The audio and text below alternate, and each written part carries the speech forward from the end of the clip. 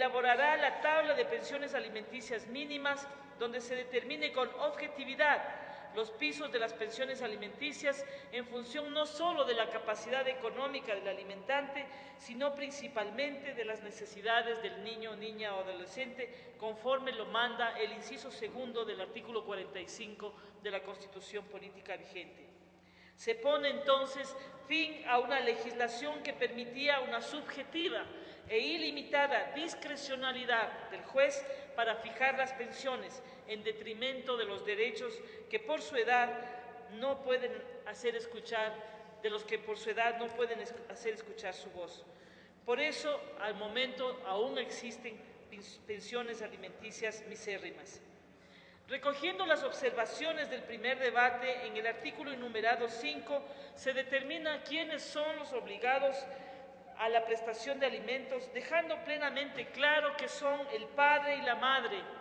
biológicos o adoptivos, que son los titulares principales de la obligación alimentaria, aún en los casos de limitación, suspensión o privación de la patria potestad. En caso de ausencia, impedimento, insuficiencia de recursos o discapacidad de los obligados principales, debidamente comprobado por quien lo alega, conforme se pidió en las observaciones, la autoridad competente ordenará que la prestación de alimentos sea pagada por uno o más de los obligados subsidiarios, en su orden los abuelos, los hermanos que hayan cumplido 18 años y no estén comprendidos en los casos de los numerales 2 y 3, es decir, que tengan recursos propios, y los tíos. Atendiendo las múltiples observaciones en este tema, se ha previsto que la privación de libertad a los deudores subsidiarios, así como las demás medidas cautelares, requieren haber sido conocidas antes mediante la correspondiente citación con la demanda. En tanto que inhabilidades ligadas a la condición personal del deudor alimentario, tales como inhabilidad para participar en procesos electorales, registro en la central de riesgos o inhabilidad para ocupar cargo público, a modo de ejemplo, han sido limitadas solo a los padres biológicos o adoptivos y no a los deudores subsidiarios. En torno al artículo 3 del proyecto, que obligaría a la madre al reembolso de lo pagado en el mismo proceso judicial en favor de quien luego de la prueba de ADN resultare negativa la imputación de paternidad,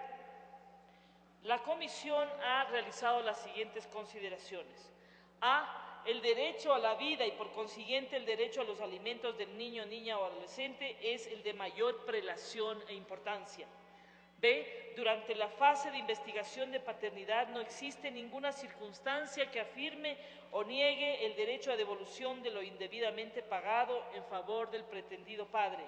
Una norma que imponga la devolución de lo pagado en el caso descrito confunde indemnización de supuestos daños y perjuicios con la obligación de pagar asistencia prenatal o pensión alimenticia,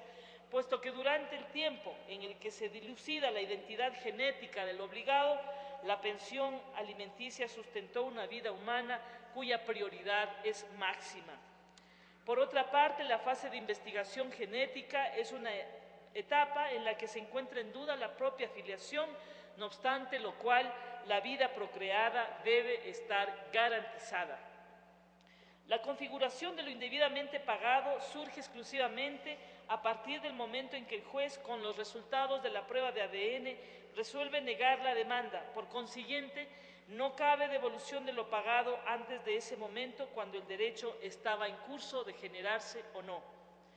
Finalmente, las indemnizaciones a las que pudiere haber lugar deben demandarse de cuerda separada y ante un juez de lo civil, y no ante el mismo juez de niñez y adolescencia, cuya competencia es únicamente respecto del derecho de alimentos en favor de los beneficiarios de este derecho. Respecto del artículo 4, que faculta percibir alimentos a los adultos y adultas hasta los 24 años de edad, se ha incorporado la observación en el sentido que para ser beneficiarios deben demostrar que se encuentran cursando estudios técnicos o superiores que les impida o dificulte dedicarse a una actividad productiva. En atención a las observaciones del primer debate, se ha incorporado la legitimación procesal de los adolescentes a partir de los 15 años de edad, manteniendo coherencia con lo dispuesto en el artículo 82 del Código de Niñez y Adolescencia, que faculta el trabajo de los adolescentes mayores de 15 años, para cuyos casos el juez deberá obligatoriamente designar un defensor público. Conforme las observaciones realizadas en relación al momento desde el que se debe la prestación de alimentos, la Comisión resolvió mantener el texto del artículo 133 del Código de Niñez y Adolescencia en actual vigencia. La Comisión resolvió, por otro lado, incorporar que para el caso en el que el presunto padre o madre aleguen carencia de recursos para sufragar los gastos que demanden las pruebas biológicas o examen de ADN, deberán adjuntar copia certificada de la demanda de amparo de pobreza presentada ante el juez competente, en cuyo caso el Ministerio de Salud Pública, a través de una unidad de investigación genética que se ha creado para el efecto, deberá realizar en forma gratuita dicho examen. La Comisión, por otro lado, instituyó el pago de pensiones únicamente a través del sistema financiero, señalando que el juez dispondrá que el derechohabiente o su representante determine la cuenta corriente o de ahorros en la que deberán depositarse las pensiones alimenticias. También, conforme a las observaciones de los comisionados, se ha determinado con mayor claridad el examen comparativo de los patrones de bandas o secuencias de ácido desoxirribonucleico ADN practicadas por laboratorios especializados públicos y privados, y en la transitoria séptima se ha dispuesto que el Ministerio de Salud Pública, en un plazo no mayor de 180 días, implemente la unidad de investigación genética en la que puedan realizarse en forma gratuita dichos exámenes. Con respecto a la resolución administrativa, la Comisión, acogiendo las observaciones de primer debate, ha constatado que las juntas de protección no existen en todos los cantones del país y donde rigen, su estructura institucional es aún débil para que emitan resoluciones de fijación de pensiones alimenticias, y en tal virtud la Comisión ha resuelto eliminar del proyecto el capítulo segundo, sección primera, relativa al trámite administrativo por parte de dichas juntas de protección. Sin embargo, se ha incluido un conjunto de medidas imperativas para fortalecer y mejorar el procedimiento en los actuales juzgados de familia, mujer, niñez y adolescencia. En el capítulo segundo se ha creado un conjunto de normas procesales para garantizar en particular los principios de celeridad e inmediación en materia de fijación de pensión alimenticia a través de las siguientes medidas: presentación de demanda de alimentos mediante formulario.